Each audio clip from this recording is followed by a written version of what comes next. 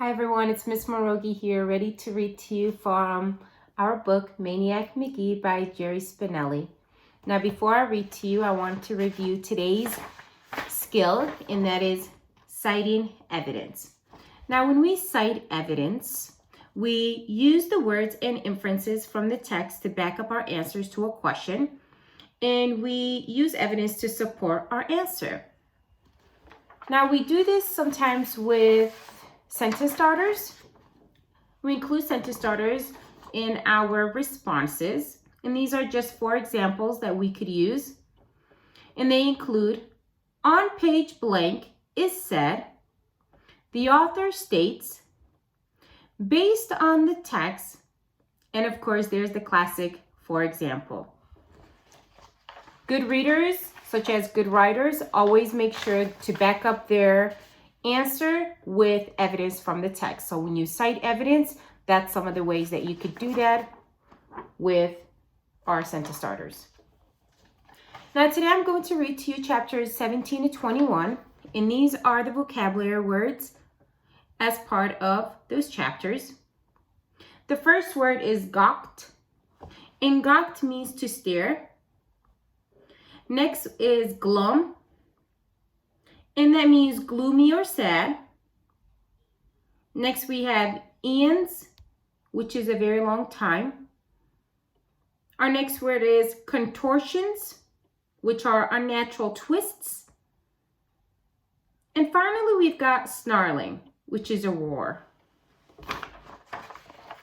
Now today's reading is actually going to take us to the middle of the book. We're going to end up getting to part 2 of the story. So we know that Maniac Magee is actually a kid named Jeffrey. We've learned a lot about how he's earned his name, Maniac Magee. There are a lot of hyperboles in the story that make him seem a little surreal with some of the skill set that he has, sort of similar to a tall tale in a way. We know that Jeffrey is in a town that's pretty segregated. There's a black section and a white section. Jeffrey is a white student. He befriends a black student named Amanda, and her family takes him in as one of their own. So he is living with the Beale family. And although he's living with the Beale family, he is discriminated against quite a lot from both the white and the black section of the town. But Jeffrey doesn't see that. He's not seeing the discrimination based on the color of his skin. He's just kind of thinking that it's happening just because. So now we're going to learn a little more about what he's going to go through and how that's going to impact him and his story. So we're going to dive into chapter 17. It was a hot day in August. It was so hot, if you stood still too long in the vacant lot, the sun bouncing off a chunk of broken glass or metal could fry a patch on your hide. So hot, if you were packing candy, you had soup in your pocket by 2 o'clock. So hot, the dogs were tripping on their own tongues. And so hot, the fire hydrant at Green and Chestnut was gushing like Niagara Falls, courtesy of somebody wrenching off the cap. By the time Maniac and the rest of the vacant lot regulars got there, Chestnut and Green was a cross between a block party and a swimming pool. Radios blaring, people blaring, somebody selling lemonade, somebody selling Kool-Aid, ice cube on toothpicks, bodies, skin, colors, water, gleaming, buttery, warm, cool, wet, screaming, happy. The younger you were, the fewer clothes you had on. Grown-ups sat on the sidewalks and dangled their bare feet in the running gutters. Teenagers stripped down to bathing suits and cutoffs. Little kids, underwear. Littler kids, nothing. Maniac danced and pranced and screamed with the rest. He learned how to jump in front of the gusher and let it propel him halfway across the street. Propel him halfway down the street. He joined in a snake dance. He got goofy. He drenched himself in all the wet and warm and happy. When he first heard the voice, he didn't think much of it. Just one voice in hundreds. But then the other voices were falling away in bunches, until only that one was left. It was a strange voice, deep and thick and sort of clotted, as though it had to fight its way through a can of worms before coming out. The voice was behind him, saying the same words over and over, calling a name, and even then Maniac turned only because he was curious, wondering what everyone was staring at. But then he saw the brown finger pointed at him, not a speck of icing on it, and the brown arm that aimed it, and the brown face behind it. He knew the name coming out of the can of worms' mouth was his, Whitey, and it surprised him that he knew. He just stood there, blinking through the water-drop sun blur, the hydrant gusher smacking his thin, bare ankles. The radios, the people were silent. "You move on now, Whitey," the man said. "You pick up your gear and move on out. Time to go home now." The man was close enough to be catching some water around his toes, which Maniac noticed were actually slippers. His pants were baggy and his shirt wasn't really a shirt but a pajama top covered with high-tailed roosters. White hair curled around his ears. Maniac gave his answer, "I am home." The man stood a step closer, dropped his arm. "You go on home now, son. Back to your own kind. I seen you at the block party. Now you get on going." Maniac stepped out of the gusher. The water roared onto the opposite curb. "This is where I live. I live right down there." He pointed towards Sycamore. The man didn't seem to notice. "Never enough, is it, Whitey? Just want more and more. Won't you even leave us out our little water in the street? Come on down to see Bojangles. Come on to the zoo, the monkey house." He must be hard of hearing, Maniac thought. He called it out really loud and slow and pointed again. "I live at 780 Sycamore. I do." The old man stepped closer. "You got your own kind. It's how you wanted it. Let's keep it that way. Now move on. Your kind's waiting." He flung his finger westward. "Up there." Suddenly, Hester and Lester were by Maniac's side, barking at the man. "You leave him alone, old rag picker. You shut up." And the man was croaking, ranting not to Maniac but to the people. "What happens when we go out there? Black is black, white is white. The sheep lie now with the lion. The sheep knows his kind, his own kind." A woman was rushing in then, pulling him away, up the street. "Our own kind. Our own kind." The water thundered across the silent street. Maniac, who was one of the world's greatest sleepers, didn't sleep well that night or the next. He started getting up earlier than usual, not to sneak some time with the A-book, just to run. Bow Wow wasn't even ready for his morning pee yet, but he went along. Usually Maniac just jogged around the east end. Now he did the whole town, plus over the bridge to Bridgeport. By the third day, Bow Wow refused to go along. One morning, as Maniac was heading home, Hester and Lester came running up Sycamore. "Maniac, come on, we're going to run too. Let's go that way." They tried to turn him around, but he told them to just hold a minute. He wanted to stop home for a quick drink. Then he'd go running with them. They kept yelling and tugging and pushing and grabbing his legs. And then Amanda was pedaling frantically up to him, slapping on a quick smile and gasping. "Hey, I'm going to the store. Want to come along?" Maniac checked the sun. It was hardly up to the second stories. "Stores aren't open yet," he said. Amanda just gawked. He was a rotten liar. She was a rotten liar. Maniac knew. He shook loose from the little ones and trotted on. He didn't know what, but something was wrong. The little ones jabbered and screeched and grabbed. He ran faster, faster. Mrs. Beale was out front with the yellow bucket, soap suds spilling over the brim, a stiff bristle brush in her hand. She was scrubbing the house, the brick wall, scrubbing furiously at the chalk, grunting with the effort, her cheeks wet. He had been way too early, way too fast.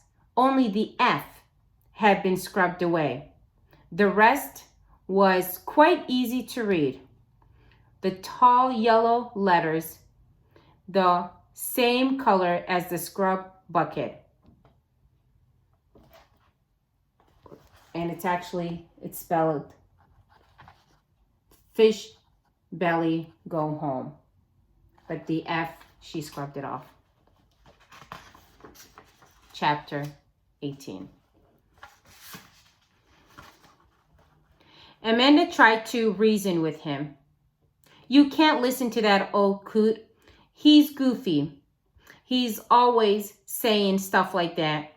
You can't go because of something one nutty old coot says." Maniac pointed out that it wasn't the nutty old coot who chalked up the front of the house. Amanda laughed. That's no big deal. It wasn't even paint. If they really meant it, they would have done it with paint. And anyway, don't you know they did my mother a favor? It gave her a chance to get out the old bucket and do some serious scrubbing. Ever since the kids stopped crayon in the house, she hasn't known what to do with herself. Now she's happy again. Maniac didn't answer. Amanda didn't understand that most of the hurt he felt was not for himself, but for her and the rest of the family. She stomped her foot. "You gotta stay." "I don't gotta do anything." "You go, you'll starve." "Was I starving before I came here?" "You'll freeze to death in the winter. Your fingers will get stiff. They'll break off like icicles." "I'll go somewhere." "Somewhere like the deer pen?" "I'll be okay." "Or maybe Pryor Dogtown, huh? How about that?" You jabbed him. "You could live in a gopher hole. You'd be starving, so that would be perfect because then you'd be so skinny you could fit right down there, all snugly in their little tunnel." He snugged. Sounds cozy. This was driving Amanda bonkers. He was acting so different, all glum and wiseacre answers. And if he didn't care, not about anything. Yeah. She sniffed. "Well, what are you going to do for a pillow, huh? I know you put my pillow on the floor. I'll use a hibernating gopher." "Jeffrey, and what about the bathroom? Where will you go to the bathroom?" "The bushes, McDonald's, lots of places." She hated it. An answer for everything. And the scariest part was, he was probably right. If anybody could survive on the loose, it would be the kid who showed up from Hollinsburg, who slept on floors, who outran dogs. He was making her so mad. She pointed at him. She sneered. "Well, I'll tell you one thing, buddy boy. You better shut the door on your way out and lock it. Because if I get my room back, I'm not giving it up again. So don't ever come back crawling back around here." She kicked him in the sneakers. "You hear? Don't worry," he said flatly. "And don't think you're taking any of my books with you this time either. And you can forget about ever getting a chance to open my Encyclopedia A, which I was almost ready to let you do before you went and started acting out poppy. He said, I'll join the library. She jumped up. You can't. No, you need a library card. I'll get one. You can't get a library card without an address. She regretted it as soon as she said it. His head swung. His eyes met hers. His eyes said, Why did you say that? Her eyes couldn't answer. He got up and went out and trotted up the street. Amanda cried. She tore a magazine in half. She punched the sofa. She kicked the easy chair. She kicked Bow Wow. Bow Wow went yelping into the kitchen. See, she yelled at the front door. See what you made me do, Jeffrey McGee? Jeffrey Maniac, crazy, man, bozo McGee. He wasn't back by lunch. He wasn't back by dinner. I'm going looking, Amanda told her worried parents. No one tried to stop her. She rode her bike all over, East End, West End. She even went over to Bridgeport, practically got herself killed on the bridge. She never pedaled so much in her life. She didn't come home till after dark, when her parents headed upstairs to bed. She asked if she could stay up late to watch TV. They looked at each other and said okay. She was nodding off in the middle of some late movie when the door opened and in he walked. What are you doing up so late? He said. I'm incubating an egg, she snarled. He snugged and went upstairs. She closed her eyes and smiled. Next morning, a little kid from 3 blocks away came knocking at the front door. His yo-yo string had a knot, fat as a mushroom. As Amanda watched Maniac tackle the knot, an idea slithered into her brain. When the little kid left with his string good as new, she said, Jeffrey, if I knew some way that would make it okay for you to stay, would you? What do you mean okay? He said. I mean that even if there's 1 or 2 people who aren't too wild about you now, and that's all there really are, that even they would like you, and everybody else who already likes you, they'd like you even more? Purely out of curiosity, Maniac replied, how's all that supposed to happen? Amanda told him about Cobbler's knot. Chapter 19. If the wonders of the world hadn't stopped at 7, Cobbler's knot would have been number 8. Nobody knew how it got there. As the story goes, the original Mr. Cobbler wasn't doing too well with the original Cobbler's Corner grocery at the corner of Hector and Birch. In his first 2 weeks, all he sold were some Quaker Oats and penny candy. Then one morning, as he unlocked the front door for business, he saw the knot. It was dangling from the flagpole that hung over the big picture window, the one that said Frosted Foods, in icy blue and white letters. He got out a pair of scissors and was about to snip it off when he noticed that an unusual and incredible knot it was. And then he got an idea.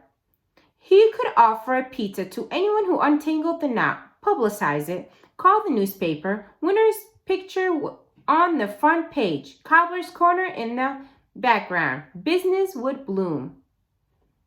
Well, he went ahead and did it. And if business didn't exactly bloom, it must have at least peeped in a little, because eons later, when Maniac Magee came to town, Cobbler's Corner was still there. Only now it sold pizza instead of groceries. And the pizza was different. It had started out being 60 seconds alone with the candy corner. Now it was 1 large pizza per week for a whole year, which in time made the knot practically priceless. Which is why, after leaving it outside for a year, Mr. Cobbler took it down and kept it in a secret place inside the store and brought it out only to meet a challenger. If you look at old pictures in the Two Mills town, you see that the knout was about the size and shape of a lopsided volleyball.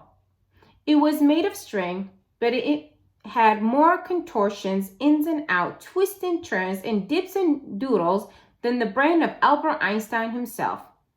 It had defeated all comers for years, including J.J. Thorndike, who grew up to be a magician, and Fingers Holloway, who grew up to be a pickpocket. Hardly a week went by without somebody taking a shot at the knout and losing. And each loser added to the glory that awaited someone who could untie it. So you see, said Amanda, if you go up there and untie Cobbler's knout, which I know you can, you'll get the picture in the paper and you'll be the biggest hero ever around here, and nobody'll mess with you then. Maniac listened and thought about it, and finally gave a little grin. Maybe you're just after the pizza since you know I can't eat it. Amanda screeched, Jeffrey, the pizza's not the point. She started to hit him. He laughed and grabbed her wrists. And he said, okay, he'll give it a try. Chapter 20. They brought out the knot and hung it from the flagpole. They brought out the official square wooden table for the challenger to stand on. And from the moment Maniac climbed up, you could tell the knout was in big trouble. To the ordinary person, Cobbler's knout was about as friendly as a nest of yellow jackets. Besides the tangle itself, there was the weathering of that first year, when the knot hung outside and became hard as a rock. You could hardly make out the individual strands. It was grimy, moldy, crusted over. Here and there, a loop stuck out, maybe big enough to stick your pinky finger through. Pitiful testimony to the challengers who had tried and failed. And there stood Maniac, turning the knout, checking it out. Some say there was a faint grin on his face, kind of playful, as though the knout wasn't his enemy at all, but an old pal just playing a little trick on him. Others say his mouth was more grim than grin, that his eyes lit up like flash bulbs, because he knew he was finally facing a knout that would stand up and fight, a worthy opponent. He lifted it in his hands to feel the weight of it. He touched it here and touched it there, gently, gently. He scraped a patch of crust off with his fingers. He laid his fingertips on it, as though feeling for a pulse. Only a few people were watching at first, and half of them were Hex Angel, a roving tricycle gang of 4- and 5-year-olds. Most of them had their sneakers or yo-yo knots untied by Maniac, and they expected this would only take a couple of seconds longer. When the seconds became minutes, they started to get antsy, and before 10 minutes had passed, they were zooming off in search of somebody to terrorize. The rest of the spectators watched Maniac poke and tug and pick at the knot. Never a big pull or yank, just his fingers touching and grazing and pecking away like some little bird. What are you doing? Somebody said. What's taking so long? He's going to do it or not. After an hour, except for a few more finger-sized loops, all Maniac had to show for his trouble were the flakes of knot crust that covered the table. He ain't even found the end of the string yet, somebody grumbled, and almost everybody but Amanda took off. Maniac never noticed. He just went on working. By lunchtime, they were all back, and more kept coming. Not only kids, but grown-ups too, black and white, because Cobbler's Corner was on Hector and word was racing through the neighborhoods of both the east and west sides of the street. When people saw, they didn't believe. The knot had grown, swelled, exploded. It was a frizzy globe. The newspaper the next day described it as a gigantic hairball. Now, except for a packed-in clump at the center, it was practically all loose. You could look through it and see Maniac calmly working on the other side. He found the end, somebody gasped, and in the corner burst into applause. Meanwhile, inside Cobbler's was selling pizza left and right, not to mention Zeps, a 2 meals type of hoagie, steak sandwiches, stomp boils, and gallons of soda. Mr. Cobbler himself came out to offer Maniac some pizza, which Maniac, of course, politely turned down.